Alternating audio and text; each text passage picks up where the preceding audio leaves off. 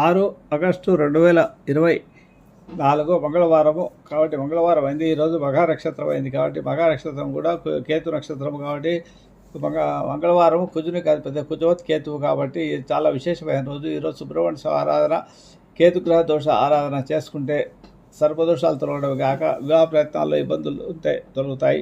ఎవరికైతే కుజుడు జాతకంలో నీచలో ఉన్నాడో, కుజ దోషం జాతకంలో ఉందో 2, 4, 7, 8, 12 స్థానాల్లో కుజుడు ఉన్నవారికి కుజ దోషం కింద పర్యటిస్తారు కాబట్టి వీరు వివాహం ఆలస్యం అవుతుంది. వివాహం ఆలస్యం అయితే సర్పదోషాల వల్ల సంతానం కలగదు. వీరంతా కూడా సుబ్రహ్మణ్య స్వామికి 6 మంగళవారాలు కనుక అభిషేకం చేయించుకుంటే వీరికి కుజ దోషాలు తొలగుతాయి. అలాగే వివాహ ప్రయత్నాల్లో సఫలీకృత ఏర్పడి త్వరలో వివాహం జరుగుతుంది. సత్సంతానం కలుగుతుంది. ప్రతిరోజు మంగళ చండిక స్తోత్రాన్ని స్త్రీలు